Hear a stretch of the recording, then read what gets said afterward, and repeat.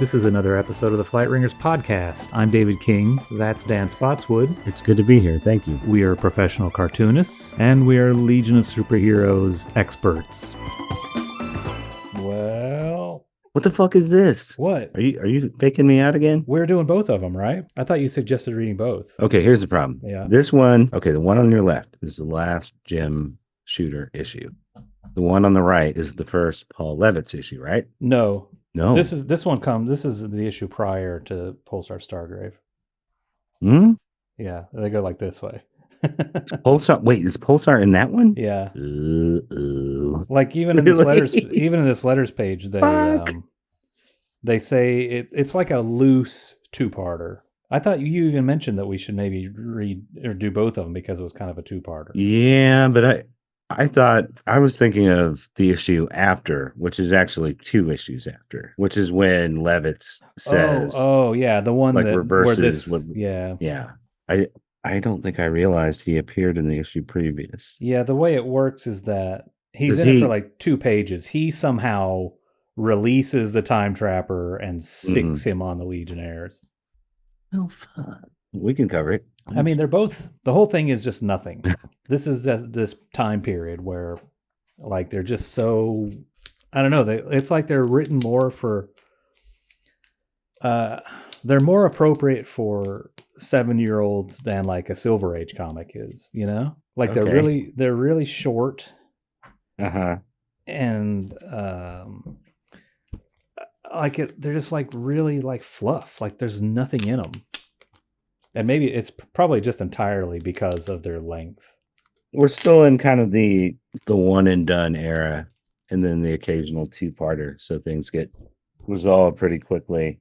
Juan Orts. I mean, we should talk about these and not even really go through the comic page by page or anything because I don't know. It's like, first of all, you didn't even read one of them, but I don't know. We can just talk about like Jim Shooter and him doing his shit and talk about Brainiac because the comics are just so slight and such a trifle, you know? Yeah, but is this? Let me see. So it's Mike Grell, right? Yep, Grell did both of them. Shooter Grell, and yeah. I guess the 224 is the last Shooter, or does he keep working on it? Because like you said, Levitz, his first issue is the next one after is 225. Yeah, Murray Boltinoff, I guess, was butting heads with. He did not like what Shooter was doing in this. I'm guessing maybe he's the guy who, for whatever reason, had an issue with Stargrave being Brainiac 5's father. Okay. Because right after this issue, he's gone. And, it's like almost the first thing that Levitz does is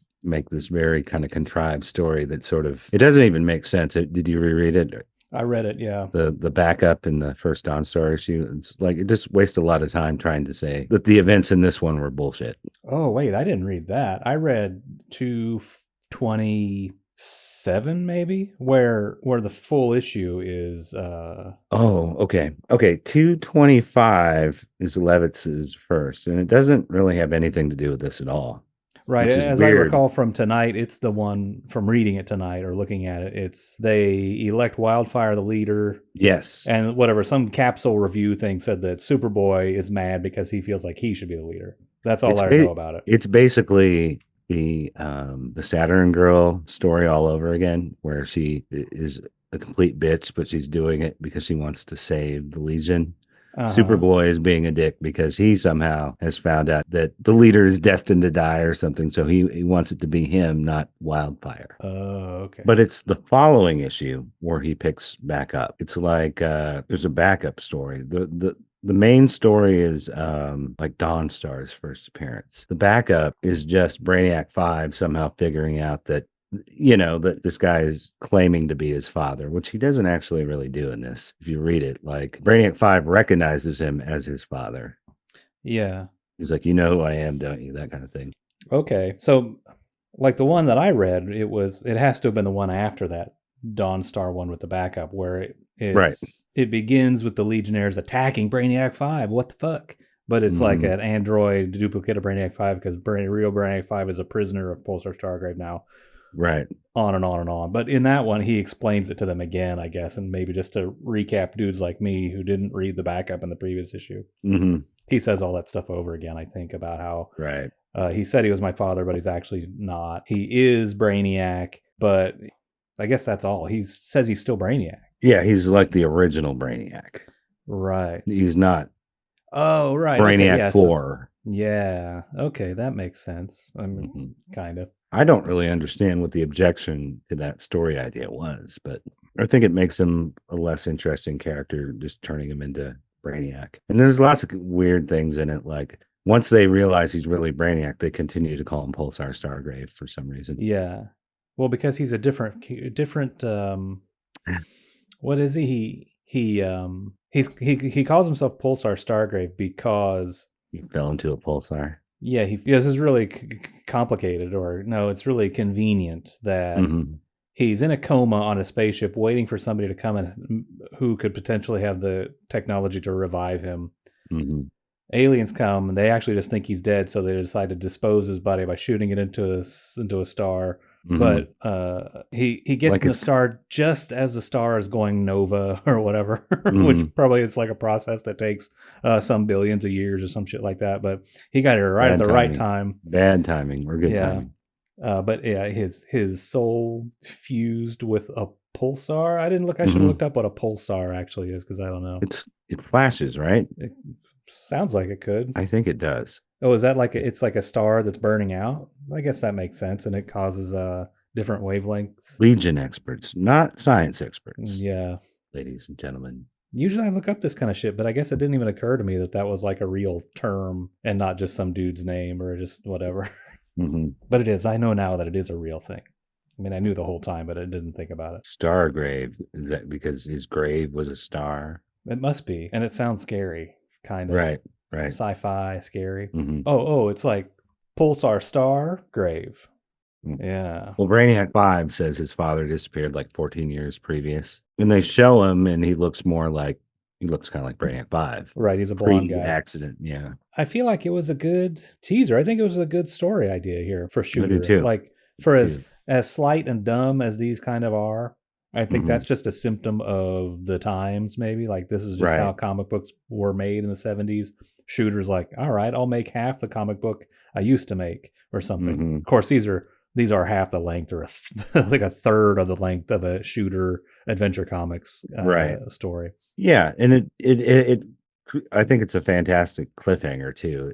And it's sort of like you're taking Brainiac 5 is their ultimate MacGuffin, their Swiss Army knife that gets him out of everything, but he can't turn against his father. So I don't know. That's a great cliffhanger. Like, how are they going to get out of it now?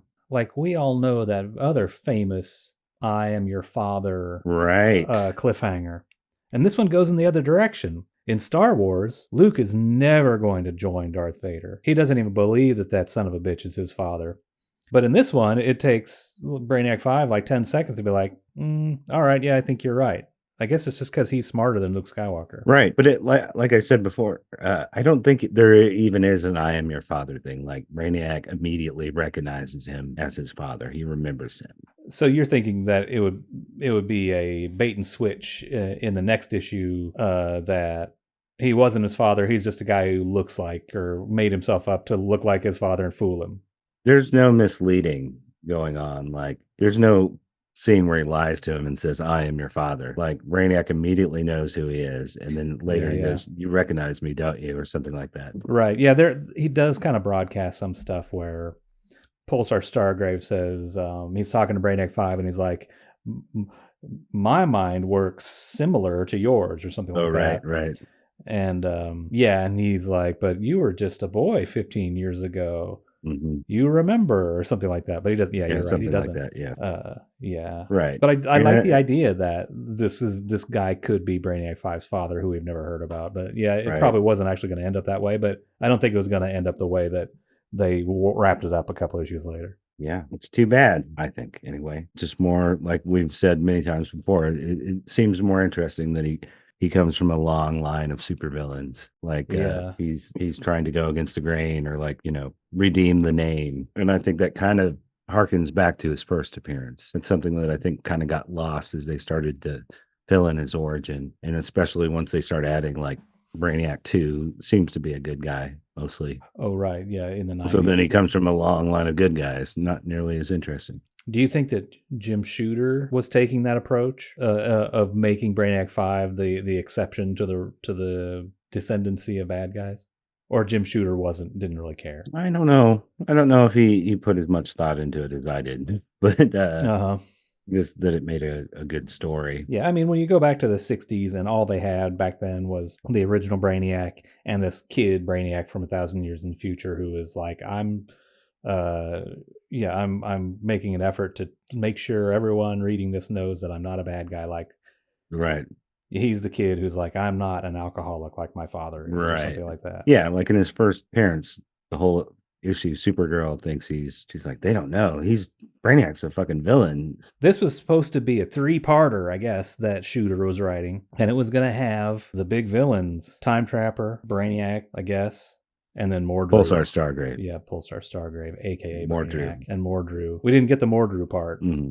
Kind of a bummer. He doesn't end up popping up in the later issue at all. No, I don't think so. No, not at all. Isn't there like a big asteroid or something shaped like his head, or a temple or something? I don't recall that. I think all the action in the what becomes the third part of this scenario all takes place on Kolu, because they changed the idea that Pulsar Stargrave is trying to get the Legion to help him defeat Mordru, which is what's in issue 224, into Brainiac 5 realizes that the attack on Mordru was a red herring, so that Pulsar Stargrave could kidnap Brainiac 5, because Pulsar Stargrave wants to revive the computer tyrants of Kolu and be in charge of them and take over this Kolu. Like, he goes from wanting to take over the whole universe to just wanting to take over this planet. Yeah, that seems anticlimactic. Totally. It's totally pointless. And also, he's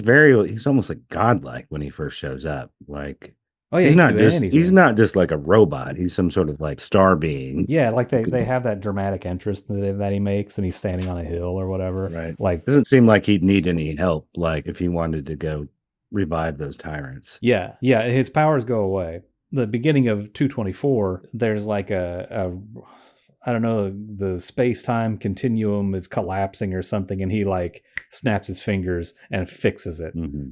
And he's like, not only did I fix that, I also caused it to lure you guys out here. Right. And then he can read your mind and I don't know, a bunch of other shit. Right. Really, really talented guy. And if he was going to use either the Time Trapper or the Legion as pawns against someone, it would make sense for someone as powerful as him to need to use pawns against someone like Mordru, who's magic. Because probably like Superman, like having a lot of science-based power might not be enough against a magical character like Mordru. That's what the sort of the premise of 223 is. Mm-hmm. So in this one, Time Trapper comes out of nowhere, and he this is actually sort of the origins of what Giffen started doing with Time Trapper later, where Time Trapper tells the Legion that he explains that there's a billion or an infinite number of possible future timelines, and that Time Trapper wants to create one that doesn't have any Legionnaires in it because they're the only ones who are really going to thwart his being in control of all of the universe. Right. And he also nails it down to just that Shooter, huh? Yeah, he nails it down to just 5 Legionnaires specifically that he's going to kill. And they are Chameleon Boy, Sun Boy. Sun Boy. Yeah. Who are the other ones? I think surely Superboy is one of them, right? Yeah, Superboy. Karate Kid. I love it. And then I think like Lightning Lad and Saturn Girl, maybe? Saturn Girl makes sense. Well, here's the roll call. Superboy, Karate Kid, Sun Boy, Saturn Girl, Chameleon Boy. So those must be the ones who are who are really going to cause problems for the Time Trapper, according to him. Well, he doesn't want Lightning Lad anywhere near him with that luck of his. Yeah, dude's super unlucky. For real. But so he battles those Legionnaires in a silly way. He transports them to a place where time has stopped, and then he can beat them up one at a time instead of as a group somehow. Like he can kind of freeze the other 4, beat up one, and then when he's defeated them, the other the next one comes out. It was what his plan is. I don't remember how they beat him. I wonder if Giffen righted the ship and steered it closer to this, because it was Levitz who sort of started watering him down and turning him into a controller, right? Yeah, I'm not sure when that happened. It had to have happened after this. I Like think this that is happened around the time, like in the wedding issue, maybe. Oh, yeah, probably so. This issue is evidently the first time Time Trapper's been back since the Adventure Comics days. Mm-hmm. And where he's being driven crazy by the baby legionnaires. Right, the baby legionnaires. Right. And so we haven't seen him since then. He still seems powerful, but then also the legionnaires beat him. And so Pulsar Stargrave, he pops up in a couple of pages. And he explains it. Actually, he maybe explains it in the next issue that Stargrave freed the Time Trapper from the whatever imprisonment that he was in back in Adventure Comics 3, whatever it was, 350 or something. Mm-hmm. And then he pitted the two against each other to see who would be, or that's my takeaway, who would be the more valuable ally against Mordru. And so it turned out it was the Legionnaires. Right. I think that's more or less how it worked out. I don't know if he intended it that way or if the Legion, by foiling him, he's like, that's fine. That means you're an even better tool than the Time Trapper. Yeah. But something I was looking at the end, when they defeat the Time Trapper, they turn him over to the controllers. And I think that was in one of those issues of Super Friends that he's in. I think that must be where I saw that. What? I know he showed up once in the Super Friends. In the Super Friends thing, that's where they say he's one of the controllers. And okay. And when Superboy, or I guess Superman, defeats him, he's like, hey, call up the controllers so they can take their guy back to their jail or whatever. Oh. But that could have been a Legion issue too. I skimmed over some stuff kind of rapidly today, so I can't remember it. How early when in Super Friends was that? Do you have any idea? Oh, like what issue number? Roughly. I would say it's in it was 18. It was in the teens or the 20s. I think I think he's in 2 issues maybe. Mm-hmm. But I think that's his next appearance after this. Oh, after this. Yeah, it happens after this one because he hasn't been seen from or heard from since 1964 or whatever it was, So now here it is 10 years later, he's back. Mm-hmm. Mm-hmm. And then editorial must have been like, hey, he's kind of a cool character. So they started using him in other shit. Right. I think the wedding issue is where we first see him without his hood. And he's bald headed, and I forget, do they have like jewels on their head or something strange? Oh, the controllers, yeah, they're like they're purple and bald, I think. Mm-hmm. Yeah, and I think definitely they retconned that or changed that as time went on too, and said like the guy from the wedding issue, he was an imposter time trapper or a controller who lost that his was mind in Legionnaires 3, issue 1. Oh, that's where they fixed that, right? Yeah, like he brings the inept time trapper to him and kills him. Oh yeah, the real time trapper does. Yeah, like, you're doing a shitty job impersonating me. You're a clown. Yeah, and also in the previous issue is the first appearance of these henchmen of Pulsar Stargrave. Just a second, I need to grab my tablet. Oh, okay. But you have an iPad? Yep. Is it an iPad Pro? Yep.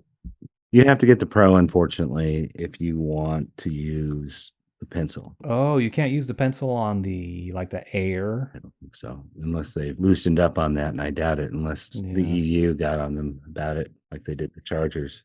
I was just thinking about getting one again, but maybe you should. Well, I was like, can you open big Photoshop files on an iPad? Like I typed in a Google search, and they were like, you can run you can have Photoshop on an iPad Air and an iPad Pro, but evidently not on a whatever low bottom end iPad, whatever that's called. Right. But if you can't use the pen on an iPad Air, Photoshop would be totally useless.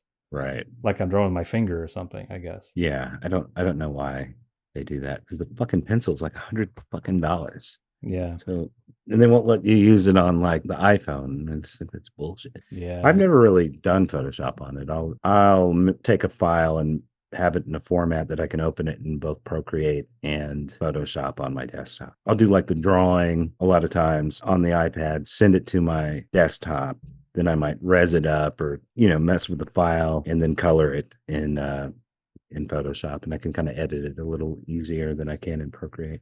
That's another thing I was thinking about is that when I'm drawing in I do twice up or 1.5 Mhm. up Photoshop files at like Right. 1200 DPI. And I'm like, can you even do that on an iPad? Like Procreate is like vector, I think, basically. Can you Maybe. open a Photoshop file that's like whatever 400 megabytes and still get it to do anything? I wonder. I don't know. I don't know. I mean, Yeah. the work I've done in it, I've been able to successfully just raise the resolution and, threshold it. I don't Yeah. mess with color or anything. I'll just do like line work on here. Right. But, it's I know. I think it would be good for thumbnailing. Yeah. I assume you don't thumbnail at 10 times up print size, like you thumbnail small at least, don't you?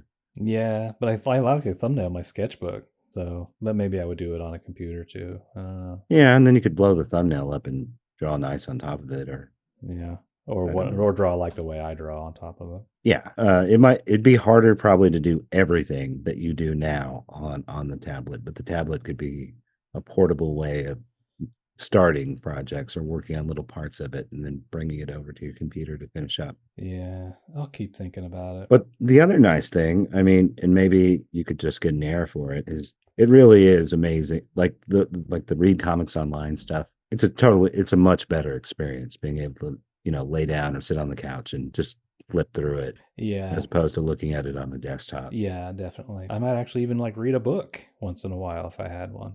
Yeah. Be fucking crazy. I follow these people online, like on Instagram, like coworkers and I don't know, probably comics people who are like, "Oh yeah, here's my books I read in 2023." Mhm. And it's like, "You read that many books in Are they this actually year?" reading them or are they listening to them? I They don't probably don't know. specify. Yeah, they don't say. Yeah, I But listen this to a lot of books because then I can uh like clean the house while I'm yeah. listening, or I But can listen at work. this girl I work with, she was like, "Oh, my goal at the beginning of 23 was to read 55 books. Mhm. I'm about to start my 120th book." Like, fuck you. But I think she posts up photographs of the books she reads. So she's maybe Mhm. reading hard copy books. Mhm. She doesn't have anything else going on in her life. No, she's like a workaholic. And then she Mhm. reads a book in the bathtub. Like, I Mhm. have a creative brain that's always firing. I Right. don't have time for reading books. I have beating off to do. You both at the same time. You can multitask. Come on. Well, I can't tell people I read those kind of books at the end of the year. Yeah. Well, but speaking of stroking it, this one henchman of Pulsar Stargrave, his name is Holder. He has the tightest grip in the universe. That's his whole thing. Mhm. He's choking Superboy to death. You can reach around. Jack, reach around.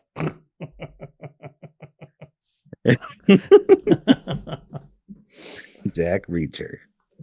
Do you watch that show? No, I just saw your tweet and it just was Oh, very parody worthy. yeah. Did you know that Superboy starred in Adventure Comics again in the mid 70s? The mid 70s. Like when they had like Aquaman and Plastic Man and stuff in there? I think it's right before that. They made him the feature character again, and it tied into the Legion a little bit.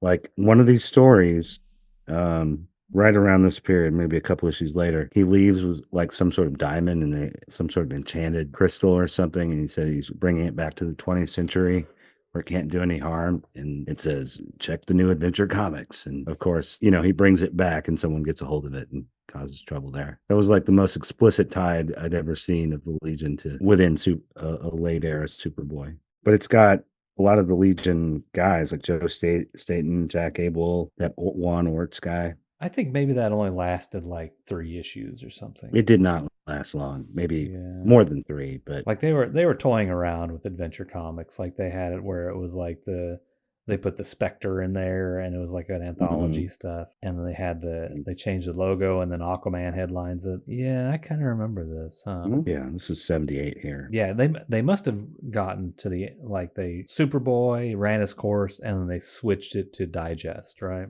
Right. I think that's what happened. And maybe that even led into the new New Adventures of Superboy comic or something. Maybe the Right. same people doing it or same writer or something. It might be. It's David Mitchell in here. I don't know. I don't remember who was writing the new stuff, but it was Either. It was probably Len Wein or somebody. but it was the Lois Lane guy. Yeah, Schaffenberger drew it. Schaffenberger was drawing that. Yeah. Well, these issues do have there's some good drawings in them. Oh, and these two Mm-hmm. Jim Shooter issues are all Mike Grell and Bob Wyacek. There is some good stuff. I think Wyacek is a good inker. Mm-hmm. He was like the good inker on Jim Sherman a little bit later on. Yeah, I was looking through some of those, and there's such a disparity in the artwork. Like there's one issue that is 2 Sherman stories inked by different guys, and one looks awesome, and one is Yeah. Actually, I think the later Sherman has Bob McLeod. I think Bob McLeod is maybe the better, but like a lot of the Jim Sherman stuff is Jack Abel. Yeah. Not right for each other.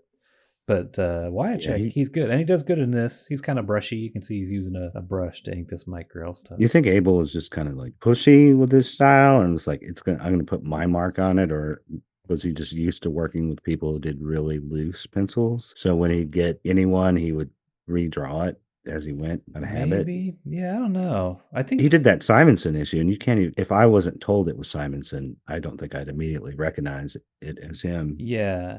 I mean, he takes over in a way. Like one of these issues after this, I think it is Staten and Abel, maybe. Right. And it looked good, I thought, but Yeah. but yeah, he can overpower it. That's for sure. I mean, I like the way it looks, like that Win Mortimer Jack Abel shit from the late Adventure Comics days and Action Comics, Legion Comics. I like the way that looks. Yeah, that's a good pairing. Yeah, and I think he kind of his style complements Joe Staten's. It makes Joe Staten look better than he does by himself, kind of. Yeah. Yeah, I mean, I think Joe Staten in particular needs a different kind of inker than some of these guys. He must do loose pencils or something. But yeah, the Jack Abel style is that real like flat looking kind of mid-century illustration style or something. And then dudes like Mike Grell and Jim Sherman have this more realistic bent to them. So when you take the flat guy and put it over these guys who are drawing real depth and roundness and stuff, right? He goofs it up, you know? Yeah, and it's Jack Abel who draws that first story with Jim Shooter, and then the backup is, I think it's this one. It's the one where they're getting revenge for the death of Chemical King. But then one of these, it's Jack Abel in the front, and then the back, it's that weird psychedelic Lightning Lad Saturn Girl story where they're hallucinating together or something. Oh yeah, it has that kind of Peter Max kind of stuff in it. And that looks amazing. Is that like a solo Jim Sherman job? Maybe. Might be. Of course, now I can't fucking find it. But yeah, anyway, I thought some of the drawings in these looked pretty good. There's like a close up of one of the girls, and she looked really good. Yeah, and that second story, like the one that really stands out, is Superboy getting punched off of Earth. Oh yeah, where they make the comic panels are kind of small, so he breaks out on the border. Yeah, yeah, Grell's good, and somebody in the letters page is even commenting on how good the Grell artwork is looking. Yeah, he has to have been influenced by Neil Adams, right? Oh yeah, yeah. One time I don't know, I was talking to a comic shop clerk, and I was buying some of these. It's like, oh, that Mike Grell artwork, and I was like, oh yeah, it's dime store Neil Adams. It made that guy laugh. Yeah, that's kind of a neat one. Mike Grell in the last couple of years is kind of growing on me. In the Legion comics, I haven't kept up with him really. Yeah, I don't think I've been as impressed with his later stuff. Same with Neil Adams, but there was some period where I don't know if he was doing watercolor or having someone do watercolors or painting his colors, but that stuff looked pretty good. Yeah, well, like there was something where he was even. It seemed like part of the process was to do like a gray wash on everything or something, maybe. Yeah, I mean, I think his realism level has kind of gotten somehow more realistic, like in the figure drawing, and less like I guess for the '70s comic, this is realistic looking artwork, but everybody is like 15 heads tall and stuff and really lanky. But yeah, he kind of reins that in, so they just look more like just good illustrations of half-naked super people. Right. There's something about that style I notice a lot with Neil Adams in particular. Like it doesn't translate well to like shiny, lasery paper in new colors. It's like his style developed with this kind of paper and this kind of coloring process, and it doesn't really gel with the new stuff. Yeah, I think I see where you're coming from on that. I remember seeing a really late era Neil Adams story, and it looked like Mort Drucker. Yeah. Like the way that, like, because he would do these like melodramatic, like insane looking poses of people like screaming at each other or losing their minds or whatever they're doing.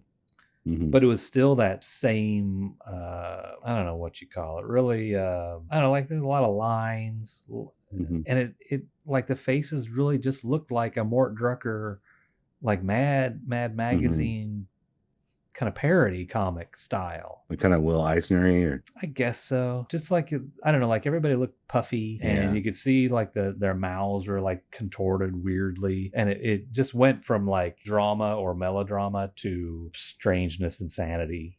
You know, like he wasn't. right. He needed to scale it back a little bit, but he wasn't. He was just going wild because I guess he's a cartoonist and can't help Right. himself.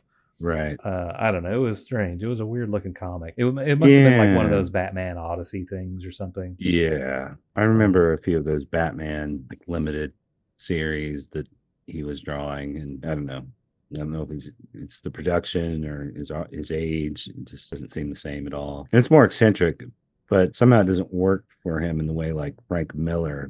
Like he's gotten really eccentric, but somehow it's become more interesting. Yeah, eccentric is the word for it. Yeah. He had those continuity books too, and I remember seeing those at 7-Elevens, which seems crazy. Yeah. There's a lot of those. Like I don't see them so much, or I haven't seen them so much in the last, I don't know, 3 years. But like Toy Boy, and there was some guy who had kind of an Ultra Boy kind of. Yeah, that was fuck. What's that guy's called? I can't think of what he's called. Yeah, yeah. But they must have printed millions of those. I was just like, how did you get onto the newsstands? Yeah, I don't know. And they were Baxter books. They were more expensive than a DC comic. Yeah, I don't know. And they're terrible. They're across the board just unreadable, not good comics. Yeah, I think he might have just done the covers. Yeah, or he laid them out or something. But all the artists are clones for the most part. Yeah, I know. You hear about all these great, like Larry Hammond, Walt Simonson, Howard Chaykin, and all these guys. I think even Wally Wood maybe were working at continuity at one point or another, but I don't think those guys were in on those comics. I think that it was earlier when they were out there. The only ones I can really think of who kind of transcended that are Trevor Von Eden maybe did a couple of things for continuity, and then Mark Beecham. I don't know him by name. Oh, I don't know if you'll recognize his artwork, but he has kind of a Neil Adams style, but more porny. So he did some of those Elvira DC House of Mystery books. It's kind of like Bill Sienkiewicz meets Neil Adams, like with like a lot of wet media and scratchy lines and stuff like that. Yeah. I think it looks real cool. Plus there's like sexy girls. Yeah.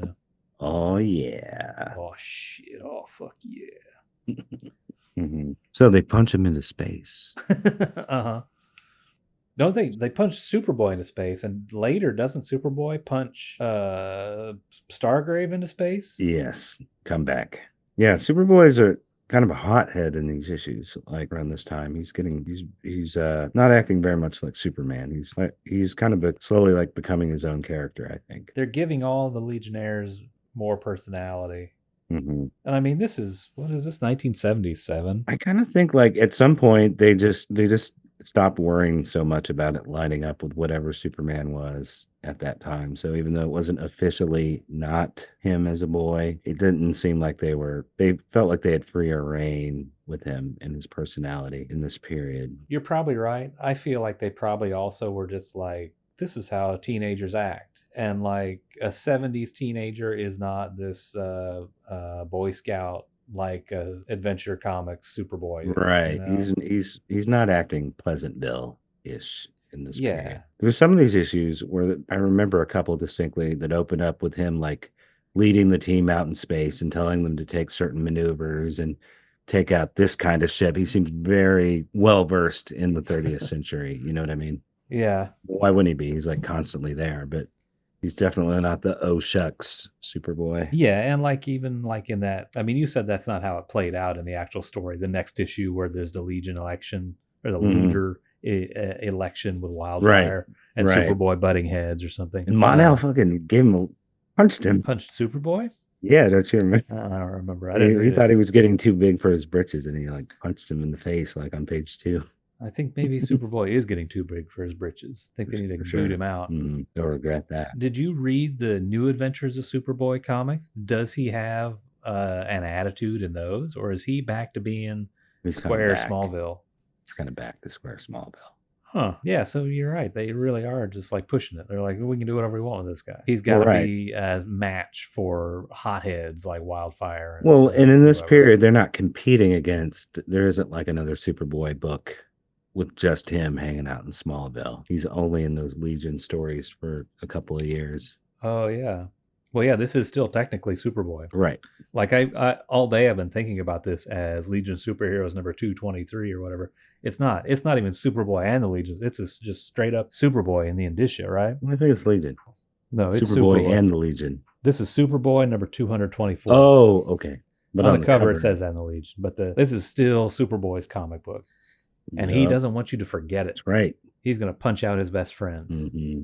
So that you know that he is the star of this comic book. This is my book, the bookers. Even though it's a story about Brainiac 5 and his estranged father, et cetera, et cetera. Superboy doesn't even need to be in this comic. It is Superboy's comic. Don't you fucking say otherwise. Right. I wanted to talk about the henchman. This guy Holder. Reach around? What? Oh, I thought it was reach around. Yeah. Holder. But then there's also this girl, Quicksand. She shows up in this first issue as well. And they do this big body shot of her for no reason. Oh, it's just like my girl's like, oh, I want to show off this girl's whole body. Mm-hmm. She doesn't even say anything. She's just standing there. Mm-hmm. But her power is that she can turn any substance into liquid. Make it soft. All right, make it. She has this cool costume though that is like, they color it wrong in this one. One side, she has like a bikini top, but then one side is pants, and the other side is panties. Yeah, Sheila E. used to wear something like that in the 80s. I wonder how it. Like you gotta literally like paste this onto your body. Mm-hmm. Otherwise, the leg side is going to be pulling the panties side over all the time. You're going to be hanging out all the time. She has to readjust herself between panels. I guess she has to like drown somebody and then be like, all right, let's scoot this over. Lightning Lad's got a pretty good view there. He's like, holy moly, I bet he can see everything. And she's probably trying to cover herself up, and he's like, it's too late. Good thing the lower half of my body's in the ground right now. I want Saturn Girl seeing this. Well, yeah, there's a funny part when they're trying to get themselves out, and it's right here. Karate Kid's like, just karate chops them all out. Karate chopping all the rock, and he's like, "Let me help you out of there, chameleon boy." And he's like, "No, I can snake out." Yep. And he turns into a snake. Yep. But he wasn't the only one who turned into a snake down there, I bet. Ooh. But that's it. These are the people that PULSAR Stargrave chose to be his closest assistants. Mm-hmm. Quicksand, who can turn anything into liquid and defeat her opponents by drowning them like in the ground. And this guy Holder, who can grab hold of you and you can't get him to let go of you. Like he doesn't seem like he's homicidal, like he's going to choke you to death. He just gets hold of you and doesn't let go. He gets hold of Superboy, and Superboy's like, I can't get this fucking guy off of me. Yeah, it's kind of asymmetrical. She has a pretty good power, I think. But him, I don't know what he's doing there. It's hard to find good help. Well, if PULSAR Stargrave has the power to free dudes like the Time Trapper from their stasis zone prison or whatever, well, why did he choose these two clowns? I mean, sure, you can control those guys better. Well, I know. Control we know why. We know why he got the Quicksand Girl. It's that costume. That costume. He's like, you're hired. Made her wear that. You're hired. Costume. The other guy's like, what? She's not even qualified. She hasn't even killed any superheroes before. Well, Holder has he speaks in like broken English or something, like bizarro talk almost, doesn't he? He seems dumb. Yeah, with the magnificent Master Stargrave. It's a bootlicker. Yeah. Oh, yeah, there's this funny drawing where Holder's trying to grab Brainiac 5 with his force field turned on, and he's like, ooh. He looks like a mime. Like, boop, boop, boop, boop, boop. Right.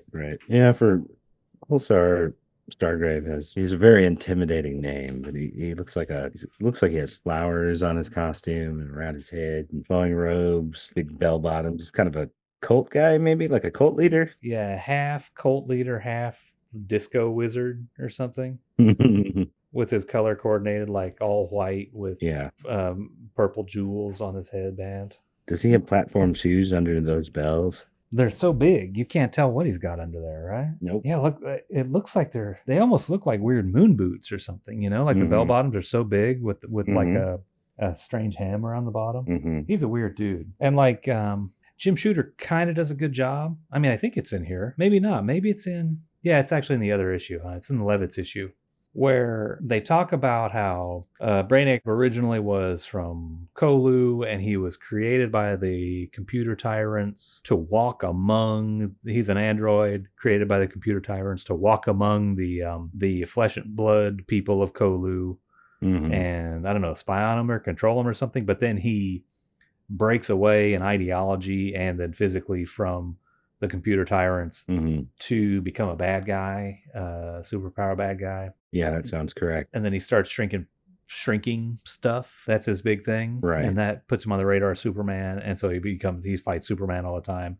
Levitz is given this backstory, and he says something like, Brainiac eventually got tired of fighting Superman and did this other thing where he became a space explorer.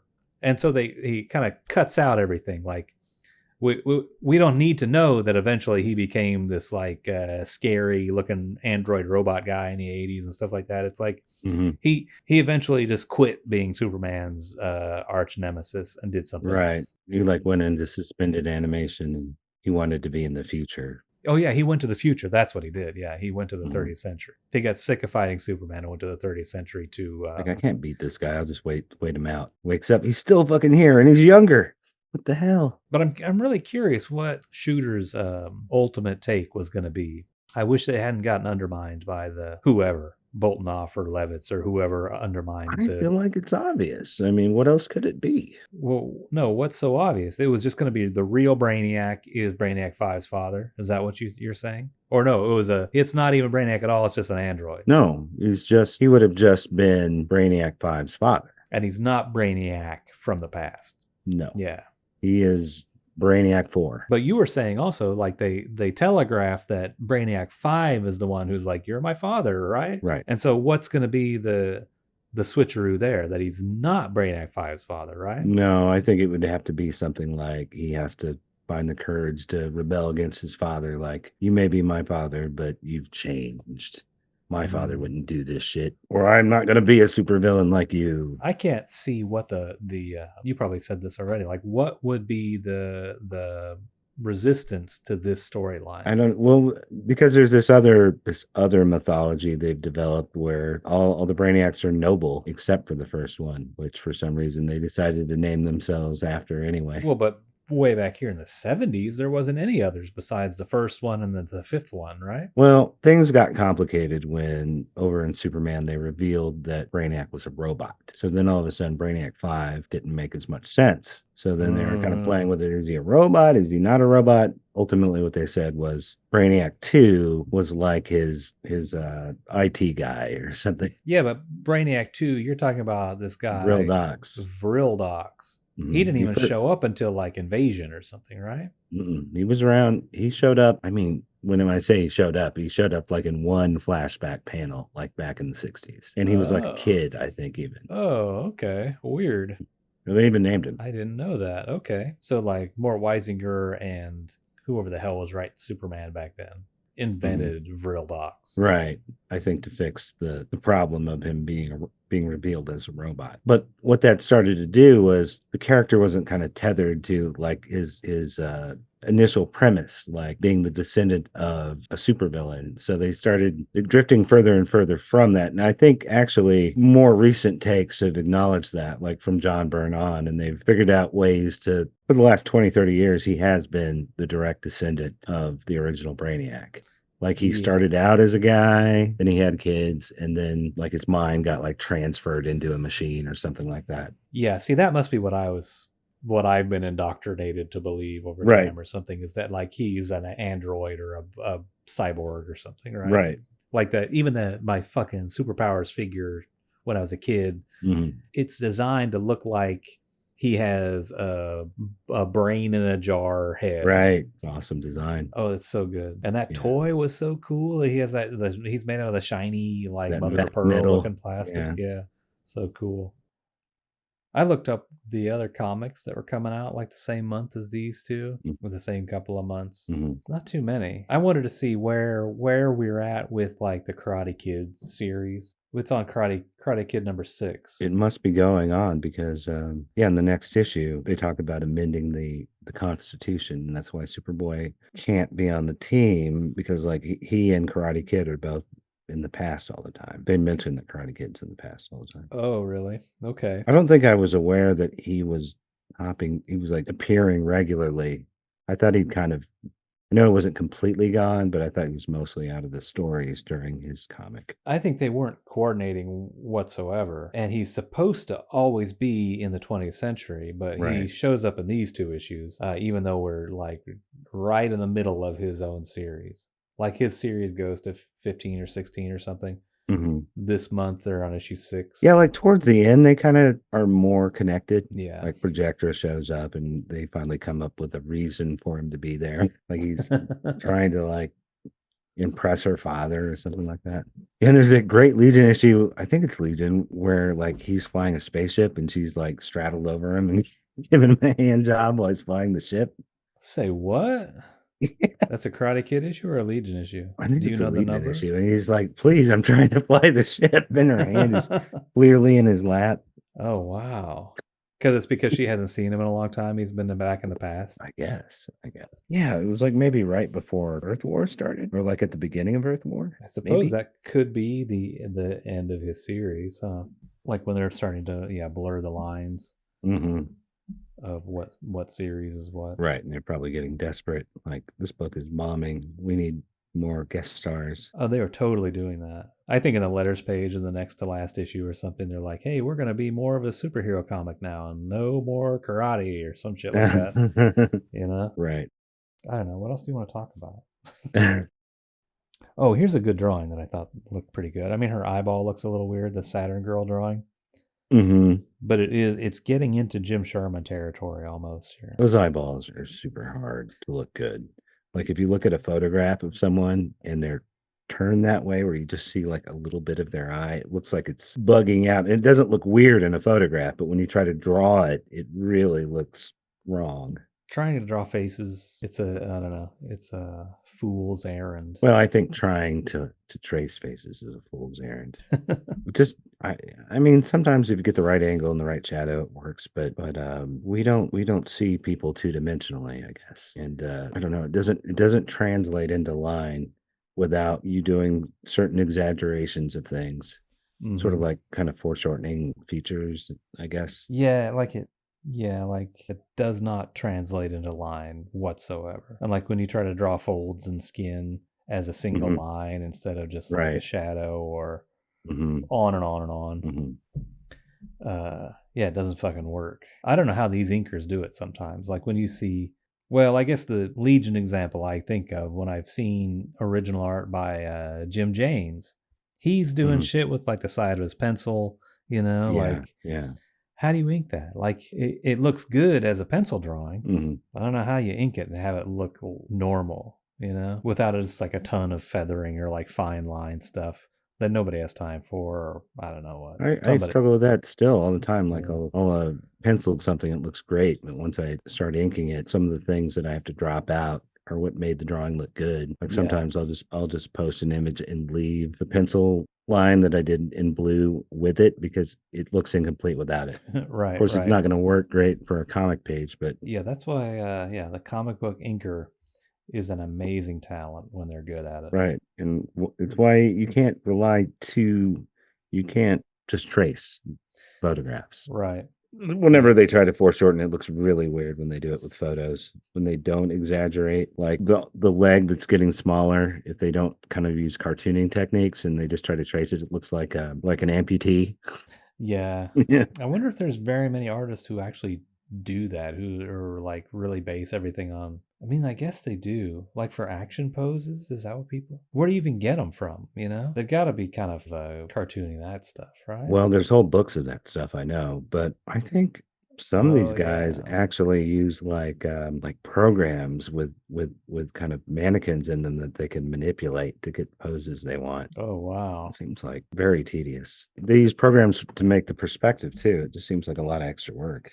Just wing it and get good at winging it. Yeah, how did fucking dudes like Mike Grell and Neil Adams ever figure this out? All You these know? dudes. Yeah. Like, is there just a trick to drawing that they used to know that I don't know? I mean, I know there is that I don't know because I didn't know no shit. But Right. I don't know. Like, I follow this guy on Instagram who just draws like he posts a video up and you can see all his construction lines and he draws like pretty girls, but he'll draw them and like looking in different places and you can see he'll do this construction line and erase it until what he's drawn is real light and then go over finish it. And he does this whole drawing in like 30 seconds and it's like perfect and great. And I'm like, oh, if I just could do it like this, I could draw this way. It's like a system that he has, you know? And I can only assume that you learn this in school or something, you know? It's like the school of hard knocks, man. I guess. But it's like like this is a better way to do it than getting the pose reference book and like taking a photo of it with your phone and emailing it to yourself or Bluetoothing it to your PC and putting it in your Photoshop file and tracing over it or whatever. All these guys, comics back then were like boot camp. You just had to like get in there and wing it and get it done no matter what in 30 days. Yeah. And the guys that we admire that are good at it, most of them had been doing it for decades by the time they get to the issues that we're looking at. They're just, it's almost like a magic trick. It's like making things look convincing without referring to real photos to do it. And you'll see guys who will like whip out a ruler and like look at a Jack Kirby drawing and show you that everything is wrong. Like none of it should work. Yeah. But he knew how to make it work, make it convincing. Yeah. I think I used to feel that way about Mike Grell, that it wasn't convincing. But now that I look at it, I think it's good. I think I am convinced. Maybe it's my own tolerance or threshold for suspension of disbelief has changed. Where it's like, yeah, that's good enough. That looks great. And it used to be different. It's like, no, this isn't George Perez or something like when I was a kid.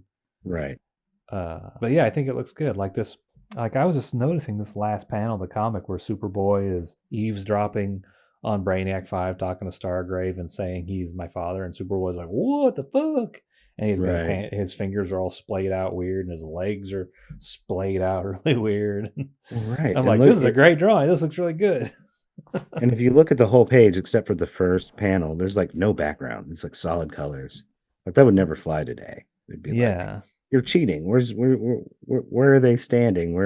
But we just accept that when we read it. We don't pick it apart that way. Right. And I think most readers probably wouldn't, but they're convinced that they would. Oh, totally. Yeah. No, I mean, once you read, like this is the last page of the comic. Once you've read through the whole thing and the entirety of it is done this way, like you don't get to the last page and you're like, hey, what room are they in? You know? Or like, how can Brainiac 5 be talking to a guy who's this close to him or taking up the whole panel? This doesn't make, I'm confused.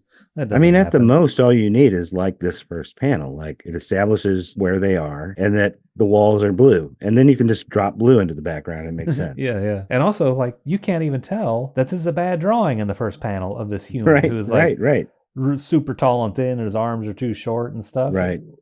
It's like you don't even care. Like, yeah, this drawing is to tell you the location. We'll get to the good figure drawing later. You know? The really good figure drawing of Superboy losing his mind. Right. Yeah, he's really surprised. He's like, yeah, what? Like some sort of Cosmo Kramer like overreaction. Yeah, it's like he was running towards him with super speed and had to stop and was like, and he skids. Right. Like, what the hell did you just say? Your father? Dang. And he probably does. I bet Superboy sounds like that. He sounds like Gomer Pyle. All Kansas boys sound like Gomer Pyle. And he's like, citizens of wrath. None of this is alluded to later. Like when we pick this back up, like there's no Superboy overheard the conversation part. Like that's not going on. I guess it was never a secret. He just told everybody and then said it's bullshit. Yeah. I don't know. I'm bummed by this the way that Jim Shooter's creative voice was silenced on this one. Goddamn Murray Boltinoff. And then like next issue just Brainiac 5 is gone. Right. The next issue after that, he's just gone. And then he shows up and it's like, hey, now that shit was bullshit. Right. And that's all it is? Come on. He had something good building up here. Yeah, it's one of the most blatant examples of like backpedaling I've seen in a comic. Well, and they even know, like when you read the letters page, Mm-hmm. he gets to the next issue blurb and it's like, oh, we got this thing about the leader election, blah, blah, blah. Mm-hmm. And it's like, wait a minute. What about this huge bomb you dropped on us about Brainiac 5's father being a supervillain and Brainiac 5's going to team up with him? And it's like, no, we're not talking about that. Get a load of who's the leader now. We're going to have another election. Oh, brother. Yeah, I don't know. I feel like Shooter had a good 3, maybe 4-parter thing set up in his brain. Right. And all they let him do is the first half, and then somebody came in and undermined everything. I mean, it's telling, like, we don't see him again after this next storyline for a long while, but maybe he has a cool enough name or he's interesting enough. They wanted to bring him back. But when they do bring him back, they jettison all of this, all that Levitz did with him. They completely like reinvent him again. Again? Really? Well, when they bring him back again, is it the only thing I can remember after this is the Legion of Substitutes special. Well, he shows up then, and I haven't read that in a long time, so I don't remember the details there. I don't know if they even touch on his background there. But then he ends up like part of like the Legion 89 series. He's like a reoccurring character there. And his background's totally different. I think he's still from Kulu, but it's Pulsar Stargrave. I think at first they call him something else, like Mr. P or something like that. Mr. P. He doesn't want to say, and they subtly like rework like the flowers on his head. He still has like something running across his head, vaguely in that shape, but a little less hippie. It sounds like they're ruining everything about this character. The bell bottoms are like, gone. What? No bell bottoms? It was the 80s, man. Gave him a members only jacket instead. I think he's still around. They drastically reinvent him over and over again. Like now he's like a little scrawny little man with a huge head. Like a little man with a head, like he's like who's that guy in Marvel who has a big head? He's called the Commander. The Watcher? No, he's green. He looks like the Hulk. Oh, the leader. The leader, not the Commander. Nah, this was some missed opportunities. Jim Shooter had some big ideas, I think. Mm-hmm. I think so. And like this guy, he's thinking about this. He's committed. It's kind of sad that they're like, nah. And I mean, I wonder how much Paul Levitz was like, we're not doing this, or Paul Levitz was just hired to undo it. That's what I want to know. I think he was just hired. I think it was both of them. Yeah. I think I'm ready to stop talking about these. This Time Trapper one is super boring because it has the thing where he's fighting one person and then one Legionnaire, and then the Legionnaire switches in the middle of the fight, and then that new Legionnaire starts fighting Time Trapper. Mm-hmm. And so it goes through with 5 Legionnaires doing that, and it gives them each 1.5 pages for them to like be like, hey, where am I? Oh, I'm in a new place. I'm in a weird place fighting a Time Trapper all of a sudden. And it does that for each of those 5 Legionnaires. So there's 5, 6, 7 pages of pointlessness. Like, okay, I get it, right? And that's about all it is. You know, the Time Trapper never is like, hey, the Pulsar Stargrave freed me from my prison, so I can come and fight you. He doesn't say that. Right. It's almost like Jim Shooter hadn't thought of that until the second part of this 2-parter or something. There's some kind of neat stuff. The Superboy has the Time Trapper puts them in some kind of stasis bubble thing that they can't force field. And Superboy's like, hey, you guys, I'm going to wrap you up in my cape and I'm going to fly super fast back in time to a time when this thing's not here, but it doesn't work. That's sort of a neat idea. Yeah. I don't know how he could have got going so fast without like spinning in a circle and making everybody really nauseated. But he tries it. Yeah, I like when they do weird shit with his cape. I think in one, doesn't he like stretch it around the earth or something? I wouldn't be surprised. I would totally do that if I was Superboy. Let's see how I can stretch my cape around the whole solar system. That is so crazy. He's swinging him in a circle, I guess, approaching the speed of light, right? And they're not like pureed in his cape. Yeah. He says his cape is going to protect him. Mm-hmm. But it's like when you get, you remember, like as a kid, you get like a tennis ball that's at the end of a rope and you start spinning it around and it starts to make this like,